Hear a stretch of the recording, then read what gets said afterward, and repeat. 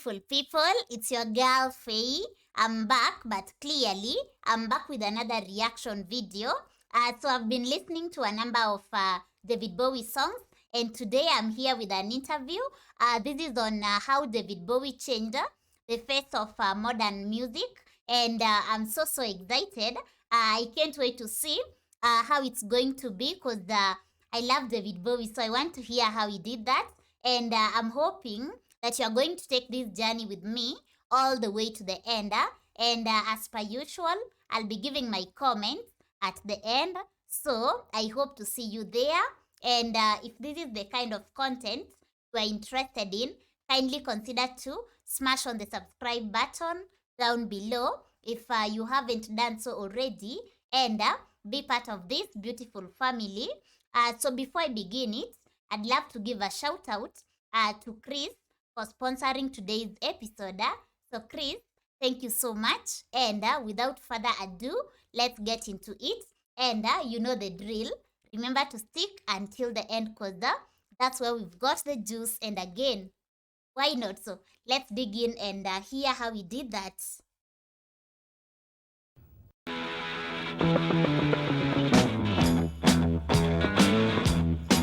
He rose to fame as a fabulous illusionist of rock. Ever-changing, always outrageous, and more bizarre by the moment. New York's a go-go and everything tastes nice. These days, David Bowie has morphed again, this time into a new, more down-to-earth role, that of a happily married, middle-aged dad. Is it true that you aren't very fond of changing nappies? Oh, it's absolutely the gospel, yeah. Can you count the number of nappies you've changed? Yes. Because my wife said she could count the number of times. It is a bit like that with me. I think I'm there for when it's walking and talking. I mean, I read to her all the time, and I kind of try and introduce her to new things. And get her excited about stuff, you know. But well, both my wife and I do that. But I'm much happier in the capacity as mentor. For Bowie, the marriage to supermodel Iman Isusek lives in New York with a Somalian-born beauty and their baby Alexandria. I got so lost on the shore. His lyrics are still dark, but at 55, Bowie is rich, comfortable, and in remarkable health for one who was once so hopelessly addicted to cocaine and alcohol. No, wow. You haven't lived an exemplary life. I didn't know that. What's the trick here? Oh, no, it's my mum's genes. But is it true that you haven't had a drink or you haven't taken anything for 20 years? Absolutely, I'm a clean machine, yeah, very. Coffee is really a tough one. And more recently, I've kind of knocked cigarettes on the head. Well, do you know what? That's tougher than any of them. Whoa. Nicotine, forget about it. You sure really in this terrible town. Professionally as well as personally, David Bowie is a survivor. He's been performing now for nearly 4 decades with no inclination to retire. Wow. He's just launched a new album, Heathen, and while many of his old rock peers have faded away, Bowie's music and style is still contemporary and endlessly emulated and analysed. As a writer, are you often amused by the way people deconstruct the lyric and find meaning in it that you didn't maybe Oh, read? sure. Yeah, it's... Do you accept it if it's a good read or reject it if it's... I do, frankly. I mean, sometimes the interpretations I've seen on some of the songs that I've written are a lot more interesting than the input that I put in. Such as? No. Wow. I don't want to take the mystery away. Yeah. For a man who's helped change the face of modern music, David Bowie had fairly uninspiring beginnings, growing up in bleak and battle-scarred post-war Britain. London was just this terrible, tragic-looking wasteland. Good desolation images for later songs. Yeah, it was. I think it probably did influence a bit of the writing in that way. It's interesting, you know, when I first went back to have a look at the World Trade Center area, that was the one thing that struck me about it, is that I thought, oh my God, it looks like London East End, you know, when I was a kid. That's what it looked like when I was about 7. Then it brought it all back, what London was like at that particular time. And it was grey, and it was a pretty poor place in those days.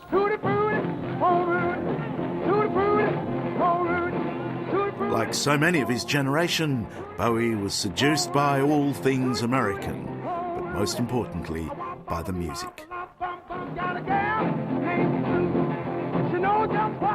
When I heard Little Richard, I mean, it just set my world on fire. I thought, wow, what's this got to do with me or London? But I want a piece of that. That's really fantastic. And I saw the sax line-up that he had behind him. And I thought, I'm going to learn the saxophone, and when I grow up, I'm going to play in his band. So I sort of persuaded my dad to get me a kind of a plastic saxophone and the hire purchase plan. You know, sort of those hire purchase plans he had in those days. HP. HP, yeah. Yeah. And about, $3 bob a week or something for a saxophone. And really, that sort of was really my start into music. That was a great investment that you It was, yeah, it was. Good old Dad. Wow. Ground control to Major Tom. In the course of events, there was one song that changed David Bowie's life. 6, commencing countdown, engines on. The release of Space Oddity in 1967 saw his career lift off. And may God's love be with you.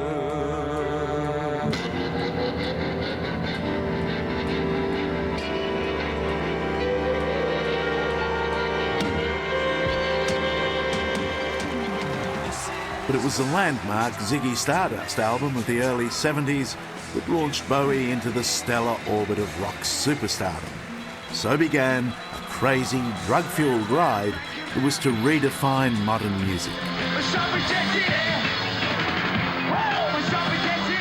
Along the way, the strangely androgynous Bowie invented glam rock, helped launch heavy metal and disco, and even inspired punk. Outfits. Let me take you back to the 70s. You Oh, shocked... I'd rather you didn't.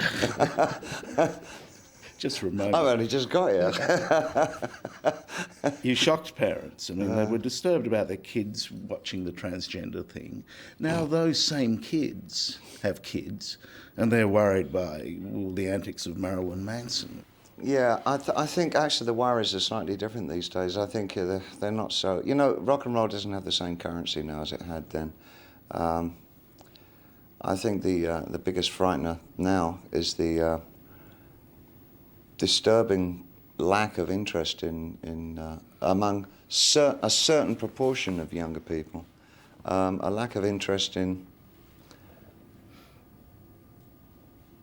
No curiosity in what's going on. A kind of the idea, the fashionable dumbing down of a generation, I think, is more of a worry. Because I remember, it's not like, oh, that's an old fuddy-duddy way of thinking. Well. But actually, when I was a teenager, I felt much the same. I mean, I used to get really pissed off when people were just like purposefully dumb, it seemed, and didn't have an interest in this. And I fell out with many musicians for the same reason. And, oh, I don't need to, don't want to.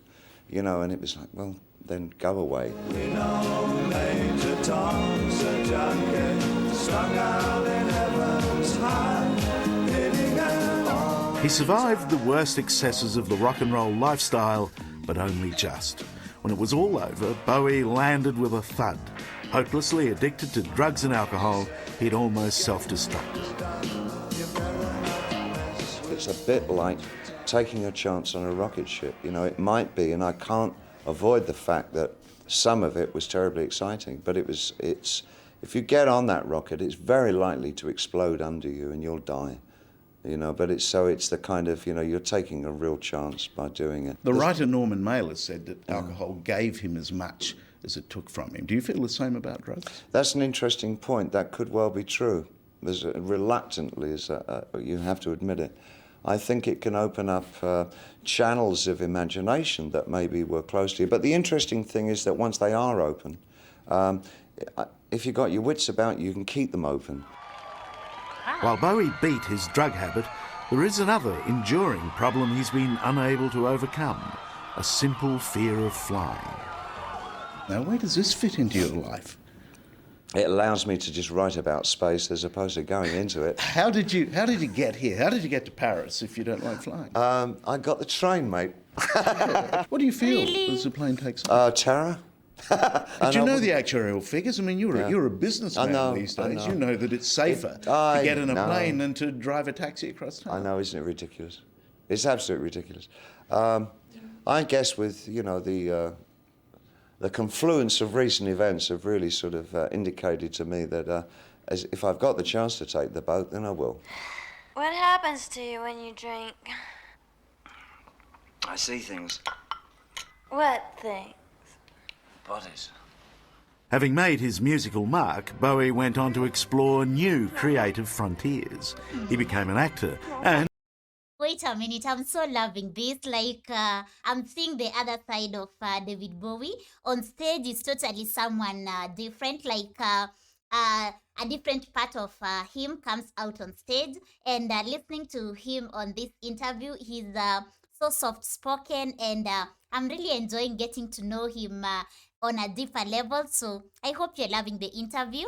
So let me take it slightly back to recap from where we left. I think there. I see things. What things? Bodies.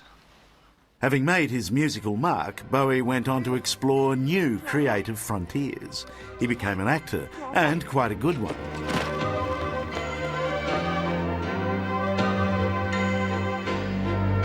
Which movie is this? I want to watch. Meanwhile, Bowie continues to win over a new generation of fans. Quiet! A goblin, babe. Adorable. My 9-year-old son wanted me to be home, and I said, I can't, I've got one more interview to do. And he said, well, who is it? And I said, well, it's nobody you've ever heard of. It's David Bowie. And he said, David Bowie, that's really cool. A 9-year-old. Actually, there is a generation that kind of know about Labyrinth, which is the kids' film I made. A lot of kids are brought up to me and the mums say, this is Jareth from Labyrinth.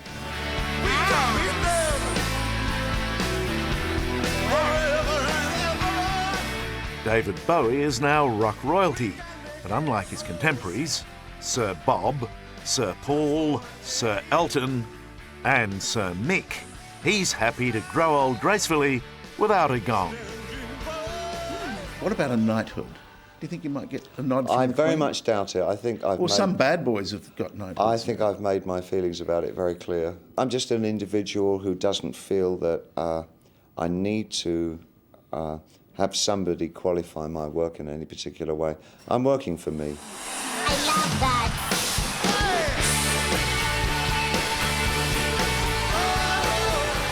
David Bowie is at peace with himself. After decades of publicly confronting his demons and in the end overcoming them, he seems happy to be a private person. And musically, this elder statesman of rock is happy to suit himself. I think it all comes back to being very selfish as an artist. I mean, I really do just write and record what interests me. And I do approach the stage shows in much the same way. It's the old adage, I mean, you can't please all the people all the time, you know, so you just don't try. So I have to please myself first. And if I'm happy, then my presumption is there's going to be a certain amount of people that will be happy too. Wow. But that's my way of working now. It's all about me. You hear that? It's over. You hear that? Like, you have to please yourself first, and everything else comes after, but you come first. Allow me to take it back to that point. I just love that. And overcoming them, he seems happy to be a private person. And musically, this elder statesman of rock is happy to suit himself. I think it all comes back to being very selfish as an artist. I mean, I really do just write and record what interests me. And I do approach the stage shows in much the same way. It's the old adage, I mean, you can't please all the people all the time, you know, so you just don't try. So I have to please myself first. And if I'm happy, then my presumption is there's going to be a certain amount of people that will be happy too. Wow. But that's my way of working now. It's all about me.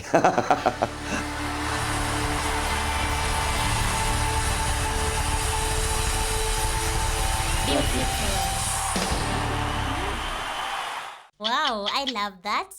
So that was by 60 Minutes Australia. I really love the way it ended, like the last line that he said. You have to please yourself first. And when you're happy, you believe that a lot of people will also be happy as long as you're happy, because happiness is actually contagious. So I really enjoyed that interview, and I hope you guys also loved it. Let me know in the comment section what is your takeaway from it. Did you enjoy this? Because I loved that I got to know David Bowie on a personal level, like deeper, and that was so amazing. What an interview. It was only 12 minutes. So I hope you enjoyed. And once again, thank you for watching. If today is your first time here, kindly consider to smash on the subscribe button so that you can be part of this beautiful family. And if you'd love to be notified, click on the notification bell. And by doing that, you won't miss out on any episode going forward. And last but not least, if you'd love to support this channel, you're welcome to do so. All you need to do is check the description below, where you'll find the link to my Patreon community, and you can be a Patreon member. And you will also find my PayPal address, and you can have guaranteed requests through other platforms as well. So once again, thank you for watching. Nawapenda sana. Swahili for I love you so much. And Chris, thank you so much for sponsoring today's episode. I'm happy I got to know David Bowie deeper, and may his soul rest in peace. He was such a great person, and left such a legacy. So I hope you enjoyed, and until next time, take care of yourself and be safe. And for now, your girl is out. So peace out and bye.